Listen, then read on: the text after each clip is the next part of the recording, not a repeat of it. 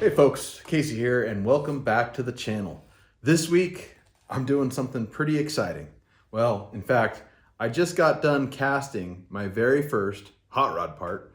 This is gonna be a 2-port fuel log for the 1928 Model A Roadster project that I'm working on, using this electric melting furnace from VEVOR. This thing's pretty slick, but beyond what it is and what it isn't, what it did is it got me to finally do this. I've been wanting to cast parts for the last decade. 3 some odd years ago, I got one of the cheap propane furnaces off of Amazon. I was actually given it to review for another company. And those things, they just aren't all they're cracked up to be. They're kind of like a kit for building a furnace. They are not a working furnace, at least not without giving you lung cancer and possibly burning down your house. Paul's Garage on YouTube seems to be a pretty big proponent of these VEVOR electric furnaces. They seem quite a bit easier. And so VEVOR reached out to me recently and asked if I was looking to review anything on the channel. And I said, if you guys will send me one of your electric melting furnaces, I'll review it. I figured it would be the impetus to get this project off the ground. And it was, and I'm casting parts decently on my second try, which is more than I thought was gonna happen. So without further ado, let's get into the review of this melting furnace, and I'll show you how I cast this fuel log. In the interest of transparency, VEVOR did send me this melting furnace free of charge. They are not paying me to review it. My opinions are my own. I will have an associate's link to VEVOR to this furnace in the description and comments of this video, as well as a 10% off discount code. And I would make a commission if you were to purchase one through that link. So keep my incentives in mind as you watch this review, but I promise to show it in the most transparent light possible. Okay, so one thing I'm continually impressed with everything I've gotten from VEVOR is the quality packaging. They use nice thick cardboard and things are typically packed really well inside the box. This doesn't seem to be any exception. All right, so we've got some tongs, some heavy-duty leather welding style gloves. Looks like we've got a ceramic ingot mold, a large ceramic ingot mold. Got a nice detailed instruction booklet. Okay, we've got a 110 volt US style power cord. Okay, and it looks like we've got our crucible here and there's some instructions on it. Okay, so on the crucible it says 5 kilograms. The crucible should be put into the furnace to heat before heating. The crucible is a consumable. Generally, a crucible with 10 to 15 times the degree of use of the crucible needs to be judged. The crucible will lead to metal flow into the machine after rupture. The whole machine will be scrapped. It is difficult to repair. And we've got an AliExpress link to buy a new one. And honestly, I'm not one to judge the quality of crucibles, but this looks pretty nice, much nicer than the pressed graphite ones that I have from my other furnace. Okay, and here we have another ceramic ingot mold. This one is really small, and a pair of spare fuses. All right, and here is the furnace. Pretty nice looking furnace and really well packed, like I've come to expect from VEVOR. Can't knock them on the packaging. All right, and here is everything you get in the 5 kilogram electric furnace kit. Okay, so I'm gonna power this thing up for the first time. Crucible is inside. So it's currently 9 degrees C inside and it's set for 1100. So I'm gonna press U. The flashing means I can set it. Let's see how low we can go. So let's start at 300 C. They don't really tell you what temperature to treat your crucible at, but 300 C seems appropriate.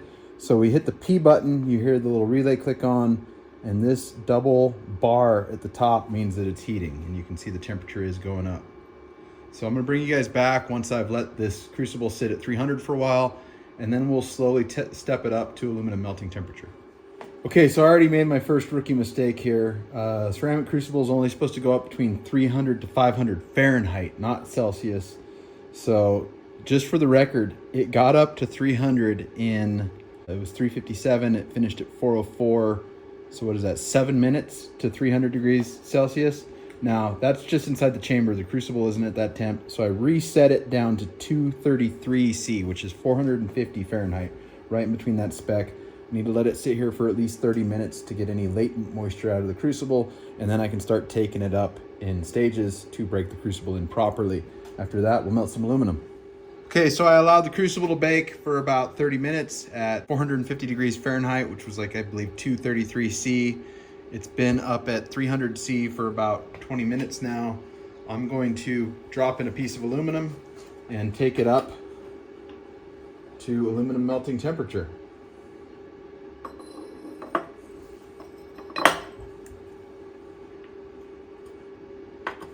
All right, so it took 7 minutes to go from ambient temp up to 300 C. It's taken another 10 minutes to get up to 750, 748.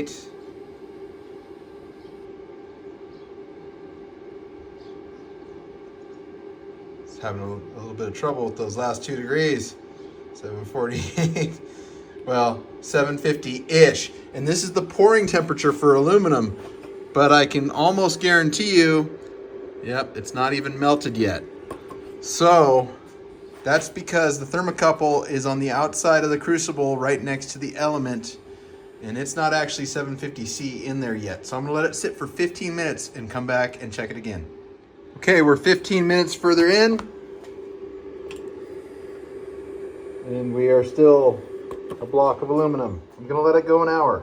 Okay, here we go, setting up the mold. Placing the pattern inside, I'm using flour as a parting powder and a sieve to put the finest sand facing the mold. Then I continue to add sand into the top. Start ramming it gently at first because the pattern will move around, picking up the ramming to make it a little bit tighter, and then screeding off the top layer to make the pattern flat. So that's ready to go. Pushing some excess out of the holes. Applying more flour as parting powder so that the other side of the mold does not stick. I put a little piece of receipt paper so that sand doesn't get into the holes that I put in the pattern to pull it out. And it doesn't really matter how you put the sand into this side since it's just a blank. Separating the two halves. Okay, so now we're going to tap on the pattern to loosen it up, thread in our screws to pull the pattern, and pull it. We're going to add some gas ports just so that oxygen doesn't get stuck. Continue to shape that pour spout, and then we're going to place the two halves back together. All right, so it's been a total of 1 hour and 5 minutes since I first cranked the heat. And we are definitely molten. So let me set up to pour this.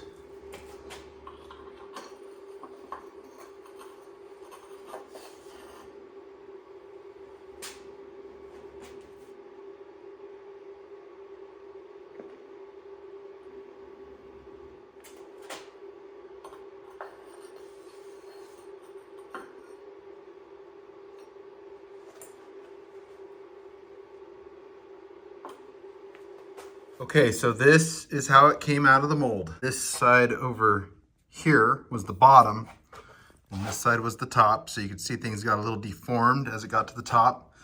My pattern, some of the sand got stuck in the crevices around the H, and that's why that section is not as detailed. So take two, got a new pattern. I've made the H skinnier. As you can see, I've opened up the area and increased the chamfers all around it. And I've painted the pattern this time so that hopefully the sand is less likely to stick.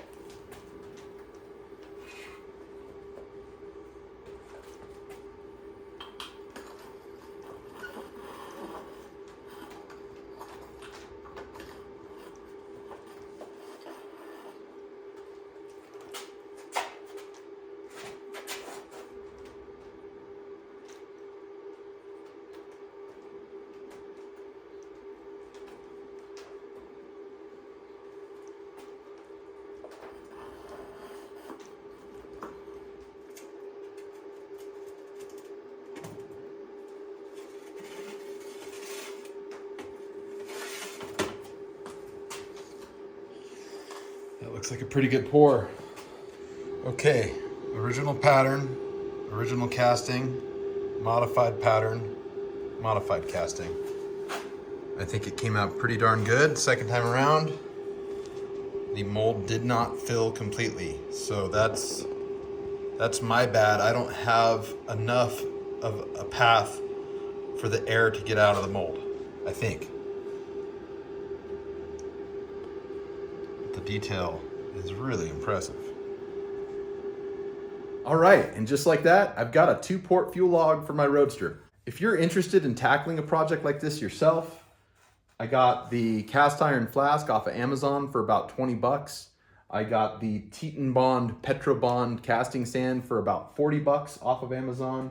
I got the sieve that I use to strain the sand off of Amazon, I believe for $17. That and some aluminum is about all you need to get up and casting. The aluminum I've been using is scrap aluminum that I melted in my propane furnace. So if you don't have the ability to do that, you're gonna wanna buy some aluminum bar stock, which you can also get on Amazon. I believe it's about $10 a pound.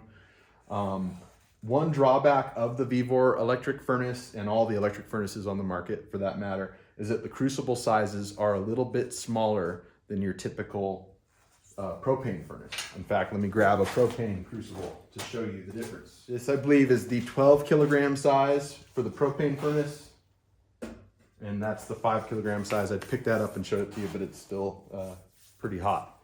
So if you're starting with junk scrap cast aluminum, you can fit it in the 12 kilogram furnace. You can't really fit it in that unless you cut it into really small pieces. So starting with some virgin cast is probably gonna be your best bet. You don't wanna melt things like billet or soda cans because they're not meant to cast. They're not cast aluminum. They won't flow properly into a sand cast mold. At least that's my understanding. I'm far from an expert on this stuff. What do I think about the VEVOR furnace? Well, it melts the metal, that's for sure. The thermostat on this furnace eliminates some of the guesswork of using a propane furnace, because with a propane furnace, really, unless you get a temperature probe that you can put in the aluminum to measure the temperature of the aluminum, you're kind of guessing or judging by the color of the molten aluminum to kind of judge how hot it is or isn't. With this, you're kind of guessing a little bit too at first, but if you let it run long enough at whatever it's set, it will eventually equalize and hold that temperature. So I think you're probably pretty close if you can walk away from it for an hour and a half and let it fully come up to temp. It seemed to have no problem flowing into my mold, set at 750 degrees Celsius, and then I bumped it up to 800 this time, and it looked like it flowed out just a tiny bit better. So that's maybe a positive. I like how easy this is to set. It seems to be well made. The tongs that they give you are kind of funky and flimsy, but honestly, for a crucible of this size, they work. The other thing about having the smaller crucible, it's not necessarily a detractor, depending upon how you look at it. It's a lot easier to handle and it's a lot easier to pour. When I was melting my scrap in the 12 kilogram crucible, I was finding that that's a lot of weight when that sucker's full, and it's actually really hard to pour accurately. I'm sure with practice I would get better at it, but it's, you know, a consideration, especially when you're just starting out. I definitely think this electric furnace is more beginner friendly. So there you have it, folks. With the VEVOR 5 kilogram electric melting furnace and with about $100 worth of extra parts from Amazon, I was able, as a complete and total noob, to get a quality cast part on my second try. Now, this thing isn't perfect. I still have a little bit of shrinkage going on. I will be able to shave this down and actually still make it work for my intended purposes. But, you know, there is still a learning curve. Just to reiterate one more time, I will have a VEVOR link to this furnace in the description and the comments of this video, as well as a 10% off discount code to VEVOR for this furnace. I will have Amazon Associates links for all the other stuff you need to get casting. And you guys, please like, comment, and subscribe to the channel if you want to see more content like this, because this is not going to be the last part I cast.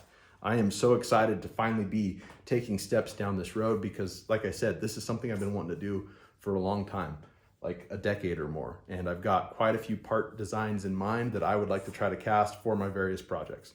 Anyway, if you've stuck with me this far, thank you so much for watching. I hope you have a fantastic rest of your day. Please smash that like button, leave me a comment, let me know what you thought, and subscribe to the channel if you haven't already. It helps me out a ton. Also, sharing this video with anybody who you think might find it interesting helps out a ton. Thanks again so much, and I'll see you on the next one.